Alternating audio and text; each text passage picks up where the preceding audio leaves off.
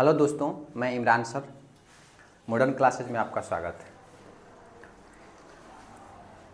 Class 10th Bihar board का SSC subject हम लोग लेके आए हैं। इसके पहले एक वीडियो हम डाल चुके हैं। इस चैप्टर का नाम है भारत में राष्ट्रवाद। भारत में राष्ट्रवाद हमने डाला वीडियो, आप लोगों ने देखे भी उसको, लेकिन हम आप लोगों से ही चाहेंगे कि वीडियो जब देखिए तो पूरा कंप्लीट वीडियो देखिए। ये नहीं कि थोड़ा सा देख के फिर स्किप करके इस तरह देखिएगा तो हम लोग का भी मनोबल थोड़ा ढीला हो जाता है।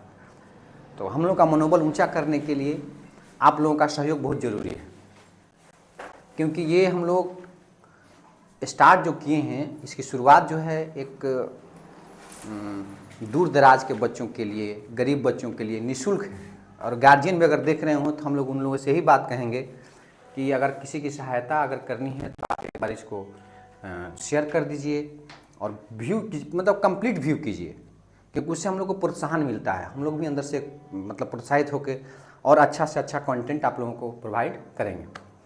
चलिए हम लोग इसी के साथ आगे बढ़ते हैं। भारत के राष्ट्रवाद में हम लोगों ने देख लिया था कारण कहने का मतलब है कि भारत के राष्ट्रवाद का उदय कैसे हुआ। उसमें बहुत सारे कारण थे, सामाजिक कारण, आर्थिक कारण, राजनीतिक कारण, धार्मिक कारण और सब भी बहुत सारे कारण थे। आज हम लोग पढ़ेंगे प्रथम विश्व युद्ध और भारत। प्रथम विश्व युद्ध और भारत मतलब जब प्रथम विश्व युद्ध हो रहा था उस समय भारत में क्या गतिविधि हो रही थी, उसका प्रभाव भारत में क्या पड़ रहा था, इस टॉपिक पे आज हम लोग चर्चा करेंगे। प्रथम विश्व युद्ध जो हुआ वो 1914 से 1918 ईस्वी के बीच, 1914 से 1918 ईस्वी के बीच हुआ। पूरा विश्व जो है प्रथम विश्व युद्ध में दो गुटों में बटा हुआ था। एक गुट का नाम था मित्र राष्ट्र और दूसरे गुट का नाम था केंद्रीय शक्तियां या धुरी राष्ट्र। मित्र राष्ट्र में फ्रांस, ब्रिटेन, रूस, ये तीन देश जो थे लीड रोल में थे। लेकिन उसके बाद 1917 ईस्वी में एक और देश आता है जिसका नाम है अमेरिका। 1917 में मित्र राष्ट्र के साथ अमेरिका शामिल हो जाता है।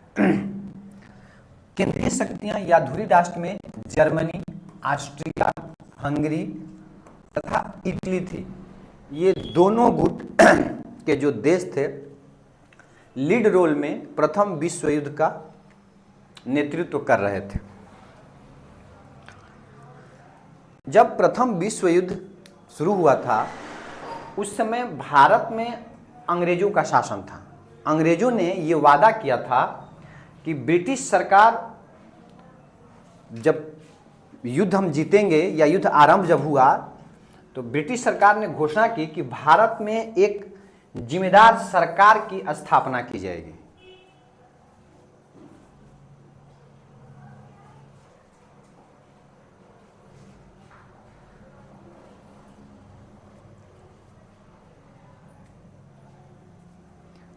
उन्नीस 1915 से 17 के बीच एनी बेसेंट और तिलक, जो कि एनी बेसेंट आयरलैंड की महिला थी, वहीं से प्रेरित होकर भारत में होम रूल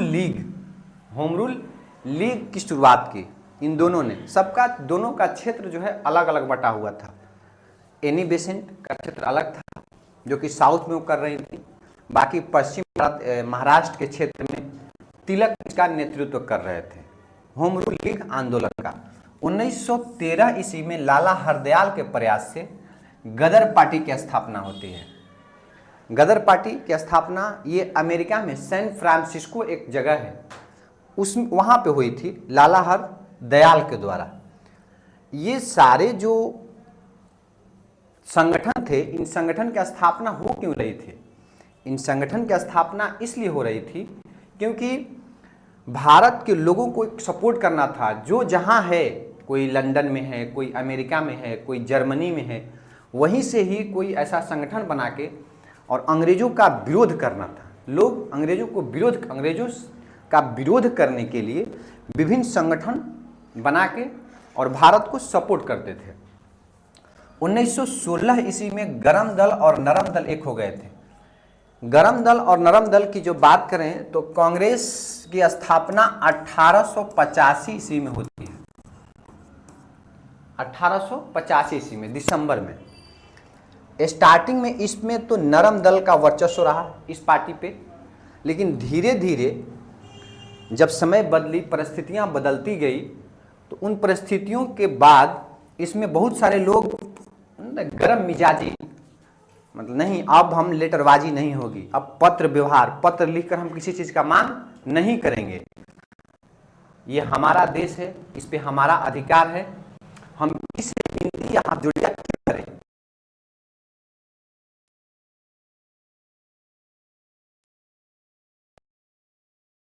बहुत सारे लोग हुए, जैसे बताए थे पिछले वीडियो में कि लाल बाल पाल, लाला लाजपत राय, बिपिन चंद्र पाल, बाल गंगाधर तिलक, ये सब गरम दल के नेता थे। तो अब नरम दल, गरम दल, ये दो गुट धीरे धीरे क्या होने लगे, टकराव होने लगे दोनों गुट में, दोनों गुटों में टकराव होने लगी। इन टकराव के चलते कांग्रेस में 1907 ईस्वी में, 1907 ईस्वी में जो सूरत का अधिवेशन था, सूरत अधिवेशन में कांग्रेस में फूट पड़ गई और गरम दल नरम दल अलग अलग हो गए। यही गरम दल नरम दल 1916 ईस्वी में लखनऊ अधिवेशन, लखनऊ का अधिवेशन था, एसी मजमूदार उसकी अध्यक्षता कर रहे थे। उस अधिवेशन में गरम दल और नरम दल फिर मिल गए। इनको एहसास हो गया था कि नहीं, अगर हम एक होकर मिलकर अगर लड़ाई नहीं लड़ेंगे तो हमारी जीत कभी नहीं हो सकती। इसीलिए गरम दल और नरम दल दोनों एक हो गए और एक होकर फिर अंग्रेजों के खिलाफ लड़ाई लड़ना शुरू कर दिए। ये सारी संस्थाएं, ये सारे लोग, ये जितनी गतिविधियां हुई, इस सब के सब प्रथम विश्व युद्ध के दौरान ही घटित हुई। इसका प्रभाव भारत पे क्या पड़ा, सारे गतिविधि जो हुई इसका प्रभाव क्या पड़ा। प्रभाव, प्रथम विश्व युद्ध के कारण जो भारत की स्थिति थी, भारतीयों की स्थिति बिगड़ने लगी। अब कभी भी जब युद्ध होता है तो युद्ध के समय सबको खामियाजा भुगतना पड़ता है, सामान महंगे हो जाते हैं, कपड़े लत्ते, खाने पीने, सब कुछ के लिए परेशानियां झेलनी पड़ती है। तो बिगड़ने लगी, वस्तुओं की कीमतों में वृद्धि हो गई। जो शिक्षित भारतीय थे वो बेरोजगार होने लगे शहरों में, अधिकांश शहरों में। उस समय अधिकांश लोग जो शिक्षित थे वो शहर में ही रहते थे। रूरल एरिया में उस समय जमाने में तो बहुत इक्का दुक्का लोग, कोई पढ़ लिया तो पढ़ लिया, शहर के लोग ही पढ़ते थे। उन लोग भी क्या होते गए, बेरोजगार होते गए। युद्ध के समय मित्र राष्ट्रों ने दुनिया के सभी राष्ट्रों के लिए जनतंत्र तथा राष्ट्रीय आत्मनिर्णय का एक नया युग आरंभ करने का वचन दिया।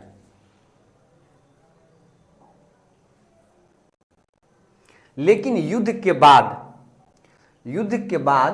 जब युद्ध खत्म हुआ तो उपनिवेश खत्म करने के बजाय उस पर और कठोर नियंत्रण स्थापित करने का प्रयास करने लगे। ये अंग्रेजों की यही नीति थी।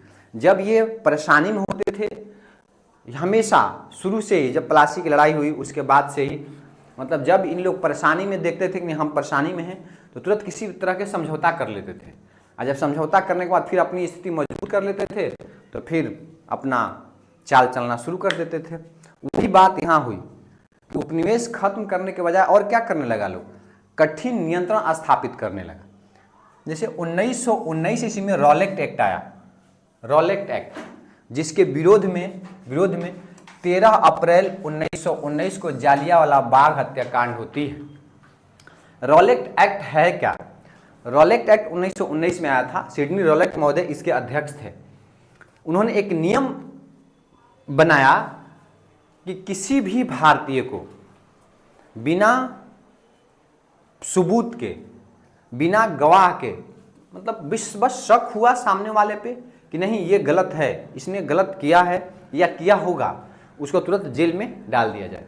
इसीलिए इस नियम को, इस रॉलेट एक्ट, इस अधिनियम को बिना वकील,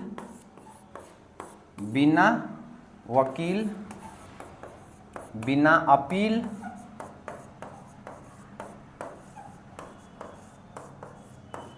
और बिना दलील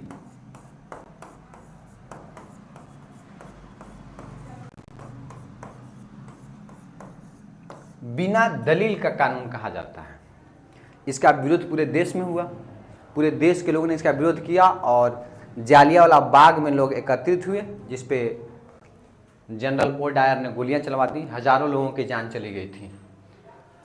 इन विरोध के बावजूद जब इसका विरोध हुआ तो इस विरोध के परिणाम स्वरूप अंग्रेजों ने सुधार के लिए 1919 ईस्वी का भारत शासन अधिनियम लाया कि नहीं, हमसे कुछ भूल हुई है, इसमें सुधार करना जरूरी है। तो 1919 ईस्वी का भारत शासन अधिनियम आया, जिसे मॉन्टेग्यू चेम्सफोर्ड सुधार के नाम से जाना जाता है। मॉन्टेग्यू चेम्सफोर्ड सुधार। इसमें प्रांतीय विधायी परिषदों का आकार बढ़ा दिया गया, अधिकांश सदस्य चुनकर आए, यह सुनिश्चित किया गया। जब भारत में परिषदों का चुनाव होगा तो ये स्वाभाविक है कि अधिकतर उस समय भारतीय थे, अंग्रेज थे कितने, तो भारतीय स्वाभाविक है कि वो भारतीयों को ही चुनेंगे। तो ये व्यवस्था कर दी गई कि अधिकतर जो प्रांत में जो काउंसिल है, परिषद है, उसमें जो सदस्य होंगे वो चुनकर ही आएंगे। इससे भारतीयों को थोड़ा सा ये फायदा हुआ, राहत हुई कि नहीं, चलिए परिषद में हमारी संख्या तो बढ़ेगी, हमारे लोग तो अधिक से अधिक पहुंचेंगे। इसी अधिनियम में महिलाओं को भी, जो मॉन्टेग्यू चेम्सफोर्ड सुधार है, इसी अधिनियम में महिलाओं को वोट देने का अधिकार भी दिया गया था 1919 के अधिनियम में।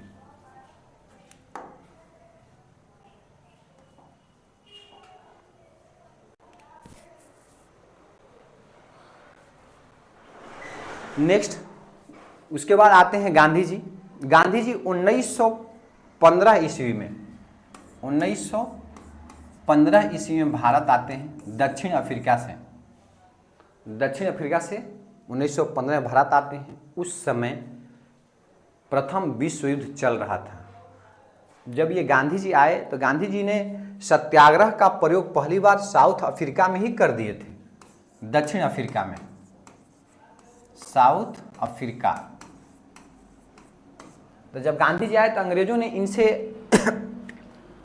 एक वादा कराया कि आप हमारी सहायता करें, आप हमारी सहायता कीजिए, जिसके बदले हम भारत को डोमिनियन स्टेटस का दर्जा दे देंगे जब हम युद्ध समाप्त हो जाएगी। अभी पूरा देश युद्ध की स्थिति में है, अगर आप चाहें तो पूरे लोग हम लोगों के साथ देंगे। तो अंग्रेजों की बात मानकर गांधी जी ने पूरे लोगों से आह्वान किया कि अभी जब हमारे देश पे अंग्रेजों का शासन है, तो अंग्रेज अगर युद्ध में हैं तो हमारा देश भी किस में है, युद्ध में ही है।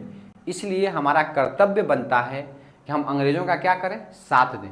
लोगों ने गांधी जी का बात मानकर प्रथम विश्व युद्ध में सब लोगों ने साथ भी दिया अंग्रेजों का।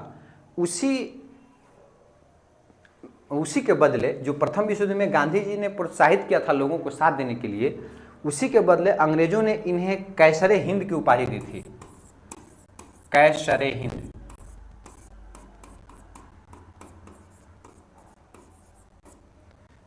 कैसरे हिंद की उपाधि दी थी, जिसको बाद में गांधी जी ने लौटा दिया था। ये हो गया।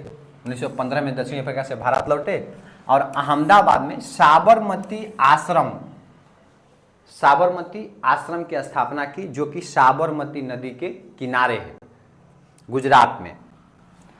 उसके बाद गांधी जी जब आते हैं तो प्रथम विश्व युद्ध समाप्त होते होते उनको लग जाता है कि नहीं, अंग्रेज जो हमसे वादा किए हैं वो काम वो नहीं कर सकते हैं।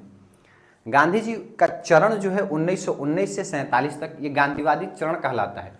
इस पीरियड में गांधी जी पूरे अपने पीक पे थे, कोई भी आंदोलन हो उसके लिए खड़े हो जाना। और उनकी आंदोलन, पहला आंदोलन था भारत में चंपारण, जो कि सफल रहा था। पहला आंदोलन था चंपारण। आगे हम लोग इसके बारे में पढ़ेंगे। कृषक आंदोलन था ये। चंपारण के बाद एक नेक्स्ट आंदोलन की खेड़ा, ये भी कृषक आंदोलन था। उसके बाद अहमदाबाद मिल मजदूर, जिसे श्रमिक मजदूर कहते हैं, अहमदाबाद में श्रमिक आंदोलन का नेतृत्व किया। ये तीनों का तीनों आंदोलन सफल रहा था गांधी जी का। ये 1917 में, ये स्टार्टिंग 1918 में, जनवरी फरवरी, ये भी 1918 में ही हुआ था। जो रॉलेट एक्ट आया था, रॉलेट एक्ट और ब्रिटिश नीतियों के विरोध में गांधी जी ने सत्याग्रह की शुरुआत कर दी, जो कि पहला जन सत्याग्रह कहा जाता है, कि पूरे मास लेवल पे और पूरे इंडिया लेवल पे असहयोग आंदोलन शुरू किए थे। ये जो चंपारण है, खेड़ा है या अहमदाबाद में श्रमिक आंदोलन है, ये किसी किसी जगह का एक लिमिटेड एरिया में ही ये आंदोलन हो रहे थे। लेकिन जब असहयोग आंदोलन शुरू हुआ तो पूरे भारत के लोग उसमें सम्मिलित हुए और बढ़ चढ़ के हिस्सा लिए। रॉलेट एक्ट के विरोध में सत्याग्रह, पहले शुरुआत होती है रॉलेट एक्ट के विरोध में सत्याग्रह। लॉर्ड चेम्सफोर्ड उस समय वायसराय हुआ करते थे। उन्होंने न्यायाधीश सिडनी रॉलेट की अध्यक्षता में एक समिति की नियुक्ति की, जिसकी अनुशंसा पर क्रांतिकारी एवं अराजकता अधिनियम 21 मार्च 1919 को केंद्रीय विधानसभा में पारित कर दिया गया। वही था बिना वकील, बिना अपील, बिना दलील के कानून। इस अधिनियम के विरुद्ध कोई अपील नहीं की जा सकती थी। अगर यह अधिनियम आप पे लग गया, सेडिशन लग गया, तो आप किसी भी कोर्ट में आप अपील नहीं कर सकते हैं, आपको जेल जाना ही जाना है। किसी व्यक्ति को बिना साक्ष्य, बिना वारंट के गिरफ्तार किया जा सकता था। इस एक्ट के विरोध में सत्याग्रह सभा का आयोजन एवं गिरफ्तारियां भी दी गई। लोगों ने इसके विरोध में सत्याग्रह सभा किया, अपनी अपनी बहुत सारे लोगों ने गिरफ्तारियां भी दी। 6 अप्रैल 1919 को देशव्यापी हड़ताल का आयोजन भी किया गया।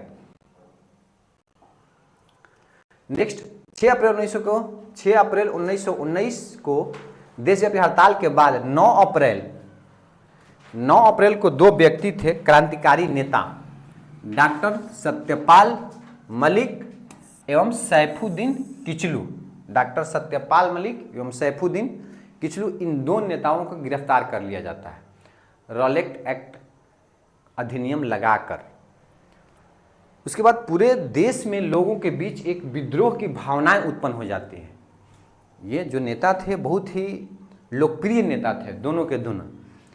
इन दोनों नेता गिरफ्तारी के विरोध में 13 अप्रैल को पंजाब में जालियांवाला बाग, कहाँ है? पंजाब में जालियांवाला बाग में एक जनसभा बुलाई गई।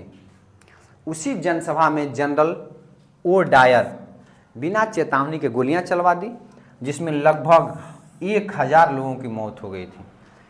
इस नरसंहार के परिणाम स्वरूप रविंद्रनाथ टैगोर, इनको नाइट की उपाधि दी गई थी। इन्होंने अपना उपाधि क्या की? त्याग दिए। शंकर नायर, ये वायसराय के कार्यकारिणी परिषद के सदस्य थे, इन्होंने भी अपना त्याग पत्र दे दिया। फिर गांधी जी, जिनको 1915 में कैसरे हिंद की उपाधि दी गई थी, जो अंग्रेजों ने विभूषित किया था, वो कैसरे हिंद की उपाधि को भी त्याग दिया। नेक्स्ट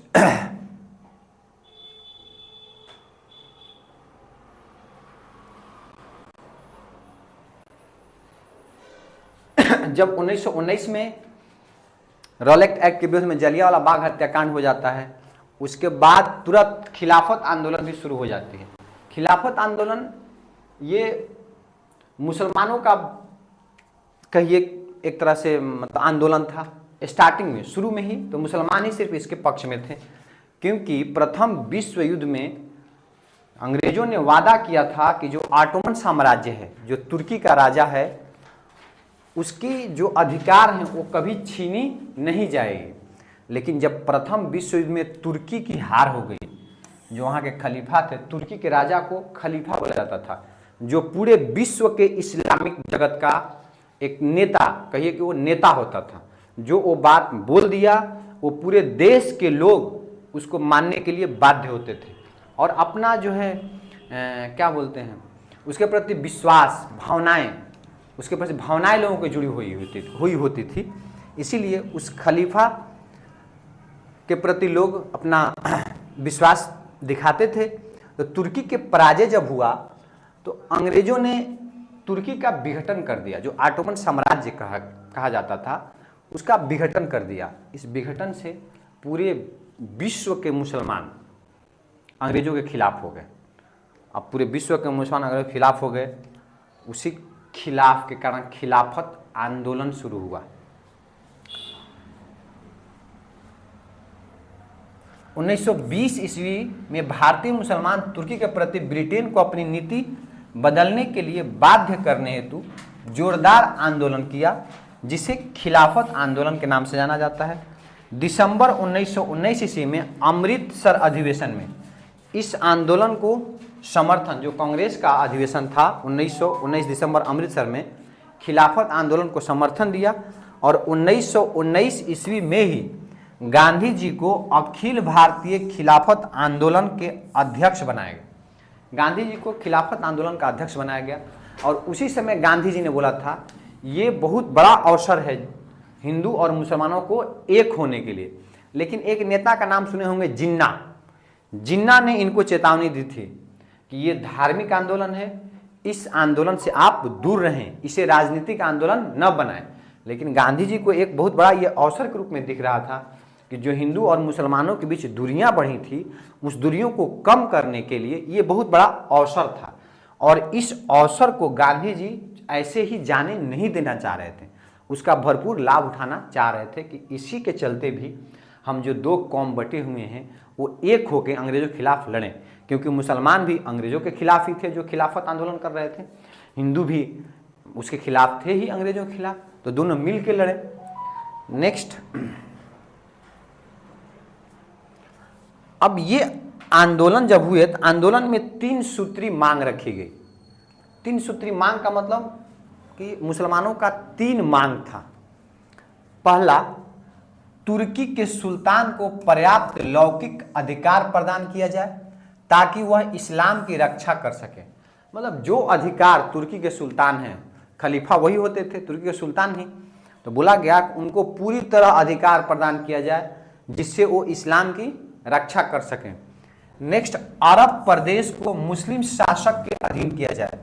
जो अरब प्रदेश था उसके अगल बगल, तुर्की के अगल बगल, चाहे जो अरब प्रायद्वीप के जो अलग अलग क्षेत्र थे वो इसके अधीन कर दिया जाए कि नहीं, इसका जो खलीफा होगा वो तुर्की का सुल्तान ही होगा।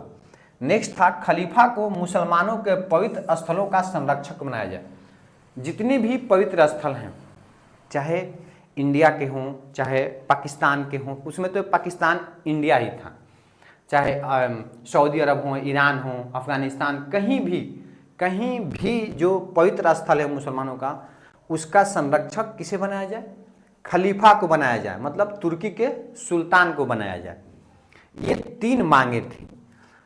17 अक्टूबर 1919 को पूरे भारत में खिलाफत दिवस मनाया गया। इस डेट को याद रखिएगा क्योंकि ऑब्जेक्टिव में आपको ऐसे ही सवाल आते हैं। 17 अक्टूबर 1919 मतलब खिलाफत दिवस मनाया गया। Indian national Congress, INC, Indian national Congress मतलब भारतीय राष्ट्रीय कांग्रेस के कलकत्ता अधिवेशन सितंबर 1920 ईस्वी में 2 प्रस्ताव पारित किए गए थे। पहला, खिलाफत मुद्दे पर ब्रिटिश सरकार का दृष्टिकोण, मतलब वो प्रस्ताव में ये देखा गया कि खिलाफत मुद्दे पर ब्रिटिश सरकार सोच क्या रही है, वो क्या चाह रही है इस बारे में।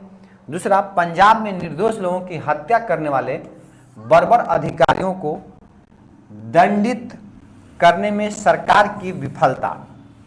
जब पंजाब में जो अधिकारी गोलियां चलाए थे या चलवाए थे उन लोगों पे कठोर कार्रवाई ही नहीं हुई थी। अब ये दोनों प्रस्ताव पास करके ये कहा गया कि अब एक नया आंदोलन शुरू किया जाए, जिसे असहयोग आंदोलन का नाम दिया गया। क्या नाम दिया गया? असहयोग आंदोलन। अब ये जो असहयोग आंदोलन है इसको हम लोग अब नेक्स्ट वीडियो में पढ़ेंगे। असहयोग आंदोलन हम लोग नेक्स्ट वीडियो में पढ़ेंगे। देखिए, नेक्स्ट वीडियो में असहयोग आंदोलन पढ़ा जाएगा। उसके बाद सविनय अवज्ञा आंदोलन और इसकी पृष्ठभूमि, 2 आंदोलन हम लोग पढ़ेंगे। सविनय अवज्ञा आंदोलन, इसकी पृष्ठभूमि में साइमन कमीशन पढ़ेंगे, नेहरू रिपोर्ट के बारे में पढ़ेंगे, विश्वव्यापी आर्थिक मंदी के बारे में पढ़ेंगे, समाजवाद का प्रभाव पढ़ेंगे, क्रांतिकारी आंदोलन पढ़ेंगे, पूर्ण स्वराज की मांग पढ़ेंगे, फिर गांधी समझौतावादी रुख पढ़ेंगे। ये सारे टॉपिक हम लोग नेक्स्ट वीडियो में कवर करेंगे। तो बस आज के लिए इतना ही, धन्यवाद।